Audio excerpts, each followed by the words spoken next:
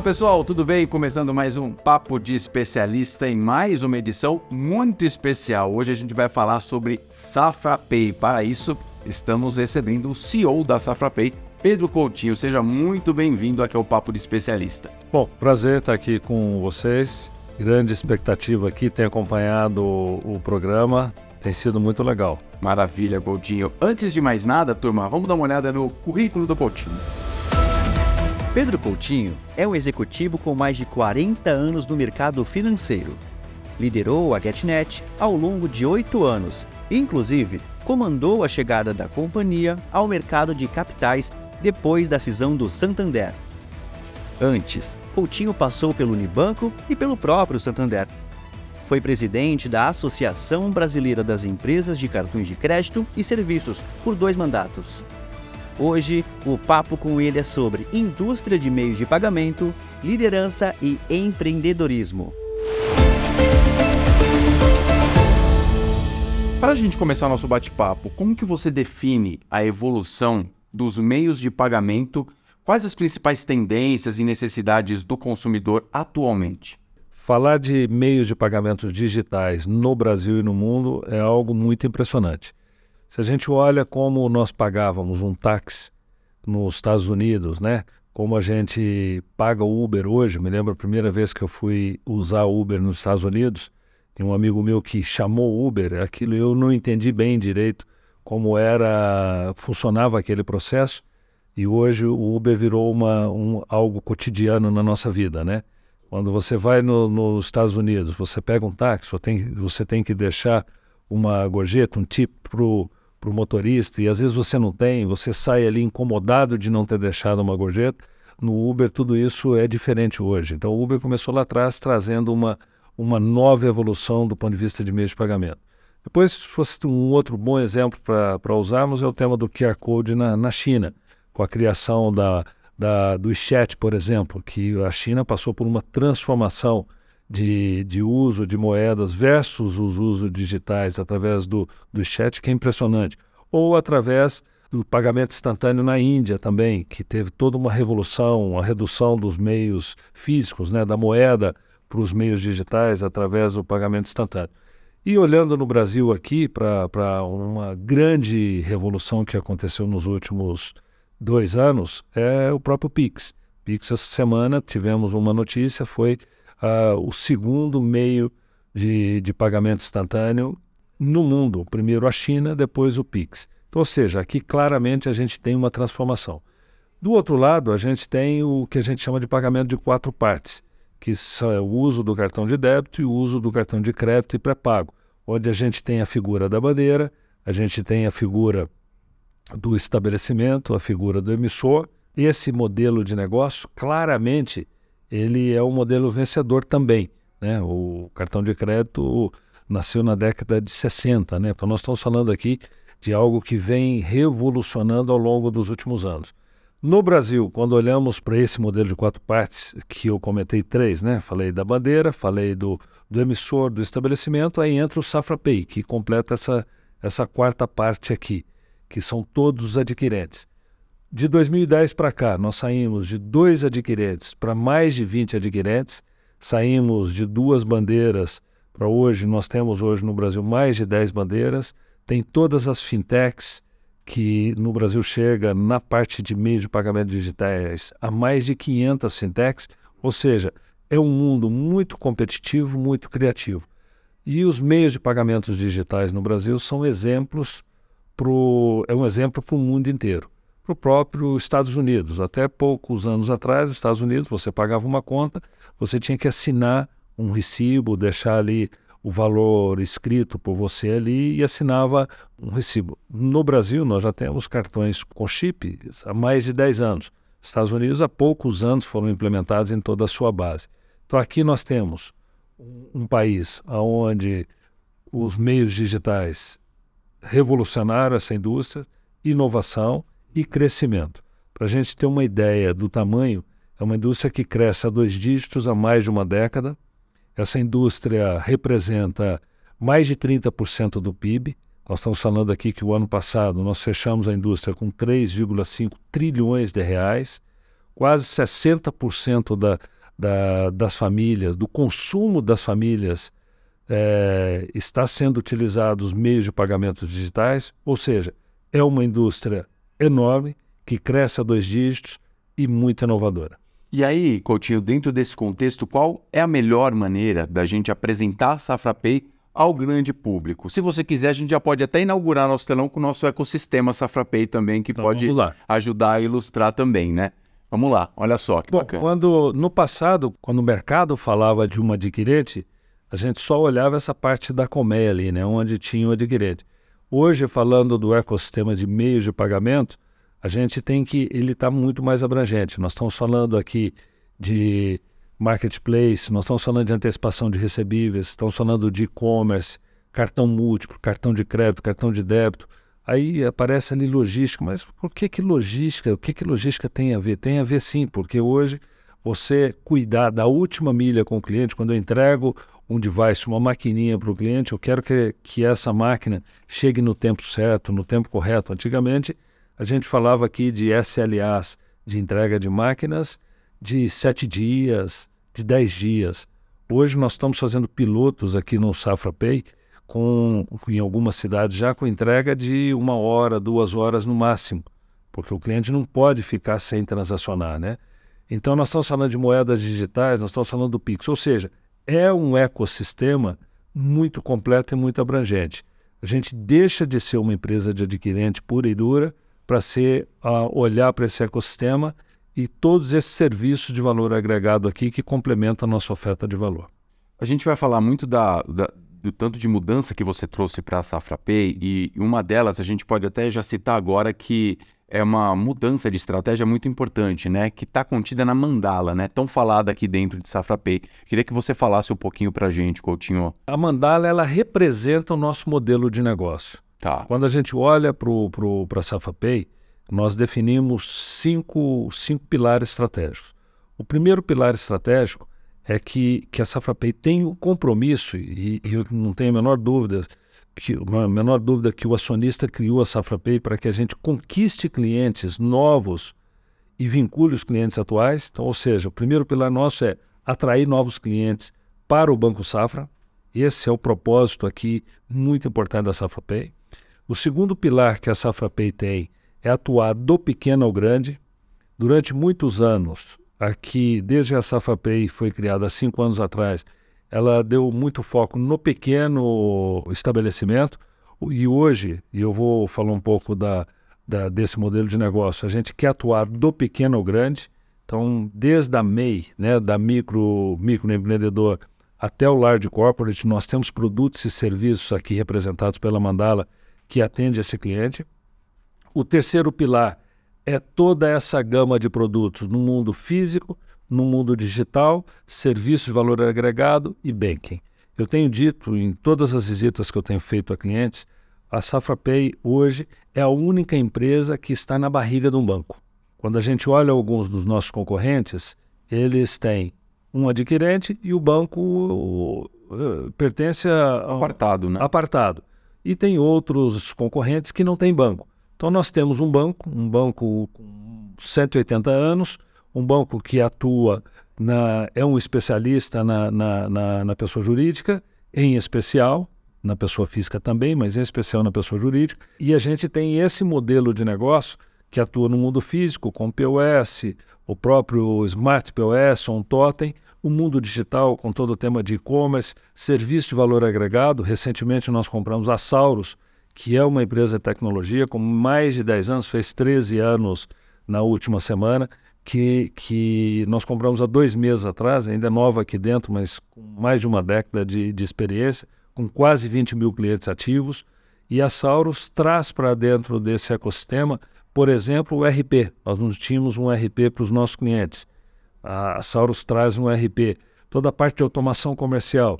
Hoje nós conseguimos oferecer para os nossos clientes automação comercial. E toda a parte de banking. Então, quando eu vou visitar um cliente, ou o banco vai visitar um cliente, nós temos que estar falando da SafraPay, ou qualquer especialista da SafraPay falando do banco, que é parte desse modelo de negócio representado aqui no nosso ecossistema pela Mandala. E aqui tem um conceito muito importante, que é o conceito do One Stop Shop. O que é o One Stop Shop? Quando alguém vai, por exemplo, vai até um hospital como o Einstein ou como o Sírio, para dar 2 exemplos só, você entra no Einstein, você faz uma consulta com o médico, você faz qualquer tipo de exame dentro do hospital, você pode ficar internado dentro do hospital, você pode almoçar ali dentro do hospital, ou seja, você resolve o teu problema de saúde ali dentro do Einstein. Você não precisa sair dali e fazer um exame em outro lugar e assim por diante. O conceito do ecossistema Safra Pay, nessa visão One Stop Shop, é você resolver todos os problemas de meios de pagamento aqui dentro da Safra Pay. Um bom exemplo disso é o mundo do e-commerce. Uma média empresa que for operar com e-commerce, ela pode ter que contratar até 8 fornecedores. Ela contrata um antifraude com uma empresa, o cofre digital com outro, o gateway com outra empresa, o conciliador com outra empresa, o adquirente com outra empresa. Aqui não. Aqui, nesse ecossistema, você pode resolver todos os seus problemas aqui dentro da nossa companhia. Ou seja, seja qual for o tamanho da jornada, a vida do cliente está resolvida de ponta a ponta. De ponta a ponta. Aqui é o que a gente chama na visão end-to-end. Maravilha. Queria falar um pouquinho sobre gestão. Recentemente você completou 1 ano de casa, né, Coutinho? Na sua avaliação, olhando para trás nesse 1 ano, o que mudou na filosofia de Safra Pay, tanto da porta para fora quanto da porta para dentro? Primeiro, assim, eu trabalhei 25 anos numa outra companhia e 15 anos num outro banco. Então, nesses 40 anos, eu tive a oportunidade e a felicidade de participar de muitas fusões e aquisições. E eu aprendi na minha carreira que qualquer profissional que ingressa numa companhia, ele não tem que ficar olhando para trás para ficar encontrando os problemas. Porque quem tomou uma decisão ali no passado, eu sempre falo isso e falo sério nos meus comitês, que a decisão que você toma hoje seguramente vira o problema do futuro. Então, quem tomou as decisões do passado seguramente estava consciente e certo que seria uma decisão correta. O que eu fiz aqui nesses 12 meses foi, eu encontrei uma empresa com uma equipe muito especial, uma equipe muito bem preparada. Eu encontrei uma infraestrutura pronta, eu encontrei uma empresa posicionada para uma parte do que o Banco Safra faz, que estava muito focada na pequena e média empresa. E o que a gente fez? A primeira coisa foi criar qual é o modelo de negócio nosso. Então nós definimos, voltando aqui aos 5 pilares, eu já falei 3. O primeiro pilar foi a Safra Pay tem o compromisso de atrair clientes. O segundo pilar, atuar do pequeno ao grande. O terceiro pilar é o modelo de negócio que a gente acabou de comentar agora, que é o ecossistema Safra Pay representado por essa mandala.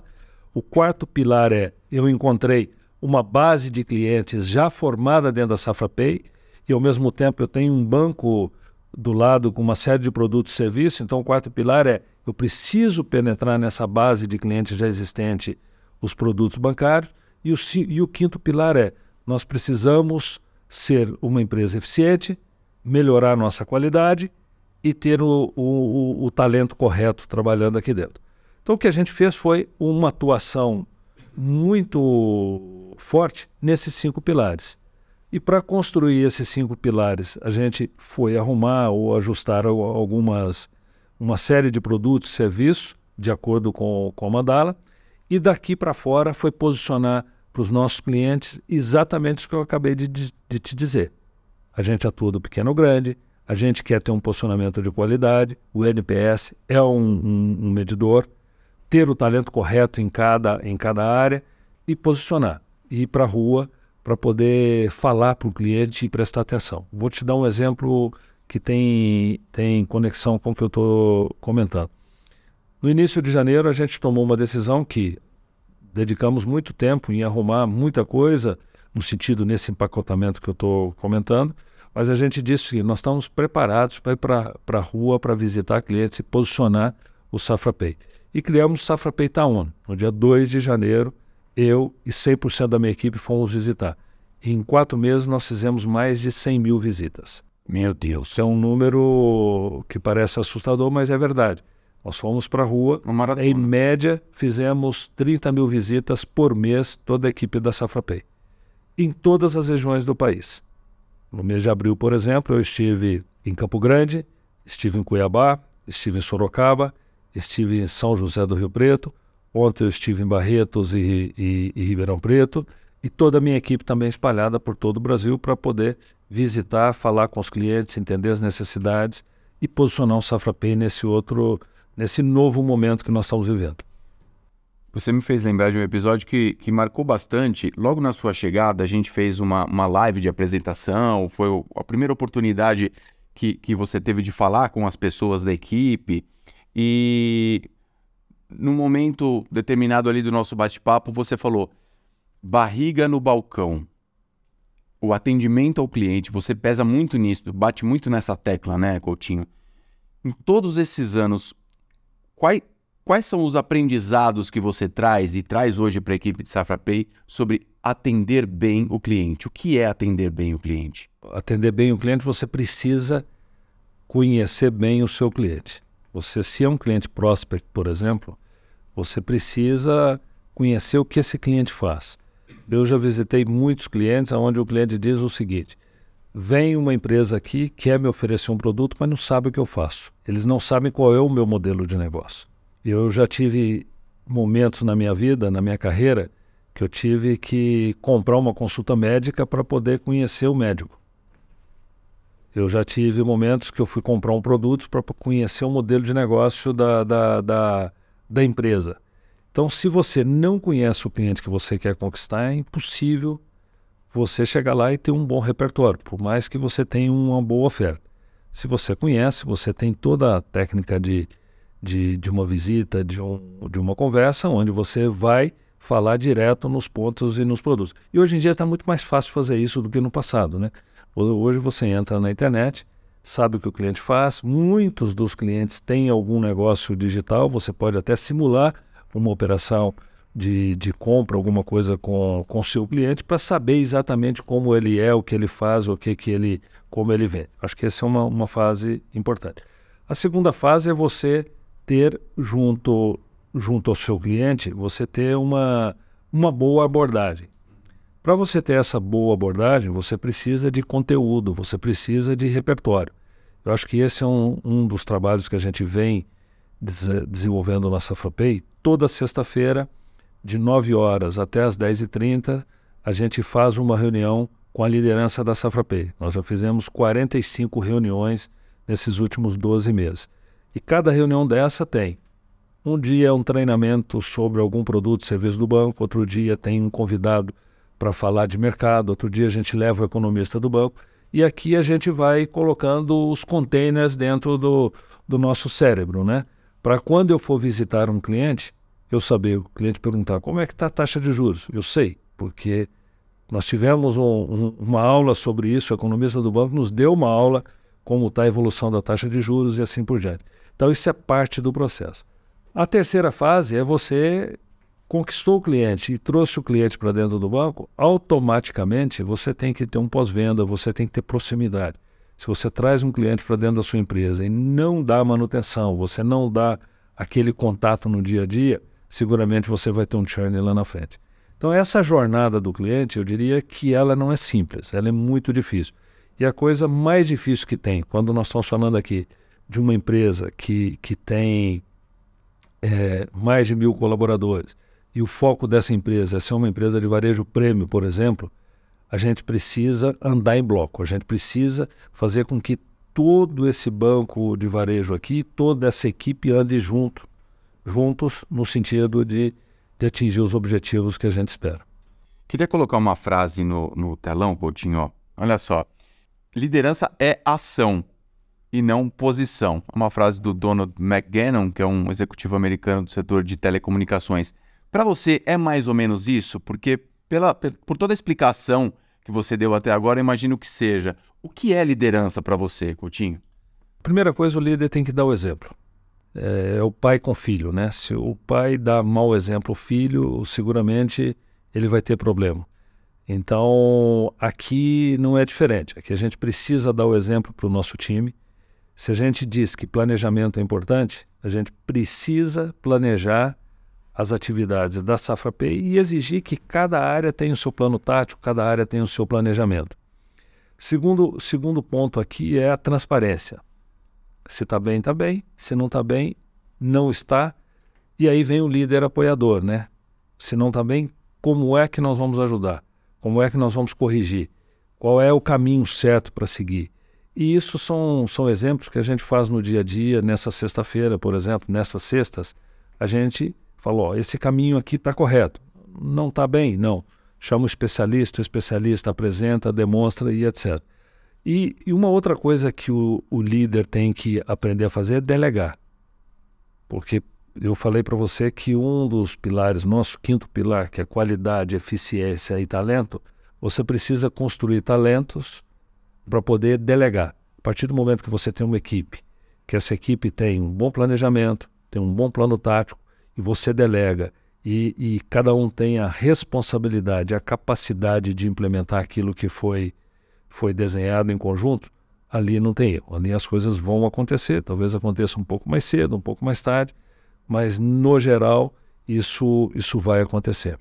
Por último, o tema de cuidar de pessoas e cuidar no detalhe. Quando eu falo das reuniões das sextas-feiras, nós estamos falando de cuidar, nós estamos falando de ensinar.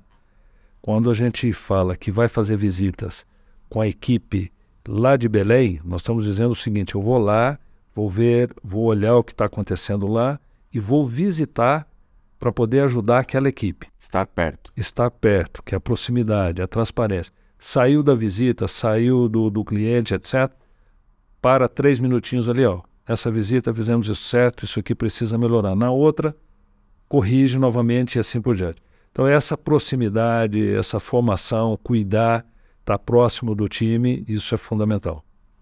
A gente está caminhando já para o final do nosso programa, Coutinho, e eu queria aproveitar para falar um pouquinho sobre empreendedorismo, assunto tão importante, né, e tão pertinente aqui no Brasil. E empreender no Brasil é realmente intimidador, né? Vamos dizer assim. Taxa de juros elevada, muita burocracia, um certo receio de recessão, enfim. Queria ouvir um pouco sua opinião sobre o empreendedorismo no Brasil hoje e que recado que você tem para o empreendedor, seja qual tamanho ele tiver, o empreendedor brasileiro. Bom, o Brasil claramente é um país empreendedor, né? Nós temos aí quase 10 milhões de MEIs, o país tem mais de 20 milhões de empresas ativas hoje, então, ou seja, o Brasil é definitivamente um país criativo e empreendedor. Eu fui 2 anos, fiz parte do conselho do Sebrae, aqui em São Paulo. E uma das principais metas nossa no Sebrae naquele momento era reduzir a mortalidade das pequenas empresas. Naquele momento a gente percebia que uma pequena e média empresa morria, 70% das pequenas e médias empresas, em alguns momentos até 80%, morriam em até 2 anos. Nossa, muito alto. E quando a gente olhava para uma franquia, acima de 70%, mais de 80% talvez, viviam mais de 5 anos. Por que uma franquia vive mais e uma pequena empresa morre mais cedo? O grande gap ali era o planejamento. Naquele momento, o Sebrae criou um programa que se chama até hoje, chama Empretec. Eu até sempre recomendo, faço o Empretec, é um programa do Sebrae muito bom, muito difícil, porque ele é uma semana de 12 horas de trabalho, no final você tem que apresentar um plano de negócio para a sua empresa, mas as empresas que passavam por esse Empretec, elas viviam mais. Então, o grande desafio para mim do empreendedor no Brasil é a capacidade que ele tem de planejar, a capacidade que ele tem de ter um plano tático alinhado com a empresa e também fazer, evidentemente, nesse planejamento, uma avaliação de mercado para saber se tem a necessidade ou não da criação daquela empresa. Mas o que eu posso te dizer é que o Brasil ele é um país empreendedor. A gente se surpreende quando a gente visita regiões como Mato Grosso e vê a quantidade de empresas dando certo em alguns segmentos específicos, e ao mesmo tempo a gente fica triste quando você passa aqui por algumas ruas em São Paulo aqui e vê todo o comércio fechado porque não deu certo. Então eu acho que a gente hoje tem um grande desafio, na minha opinião, passa pelo planejamento dessas pequenas empresas e ajudá-los na educação, seja na educação financeira ou até na educação de gestão, que para mim é o grande desafio aí. No geral, você sente, como especialista, que a sobrevivência dessas empresas tem aumentado de certa forma? Tem ficado mais resiliente o empreendedor brasileiro, mais maduro? Tem aumentado. São dados do próprio Sebrae, demonstram que esses 70%, 80% de 15 anos atrás, de mortalidade dessas empresas, ele vem diminuindo. Mas o grande desafio aí passa pelo empreendedor ter uma boa pesquisa, passa por ele ter uma boa gestão e paixão também por aquilo que faz. Você hoje vê muitas franquias, por exemplo, que elas não vendem mais uma franquia se não for para você cuidar. O McDonald's mesmo, durante muito tempo, não sei se continua assim, mas durante um período ele avaliou e percebeu o seguinte: aquele investidor que estava querendo comprar uma franquia para ter uma rentabilidade não era a franquia que tinha os melhores resultados. Aquele franqueado que era o dono do negócio, que estava ali com a barriga no balcão, os resultados eram muito maiores. E isso várias empresas que a gente tem falado no Brasil têm detectado isso, que o empreendedor precisa estar com a barriga no balcão para poder ter os melhores resultados. Suor, muito suor, né, Coutinho? Muito trabalho. Maravilha. Pedro Coutinho, CEO da SafraPay, muito obrigado mais uma vez pela presença. Seja sempre muito bem-vindo a esse programa e obrigado pela disponibilidade mesmo, que eu sei que a sua agenda é apertadíssima. Obrigado, um prazer estar aqui com vocês e mais uma vez parabéns pelo programa. Valeu, obrigado, gente. A gente se vê no próximo Papo de Especialista. Até lá.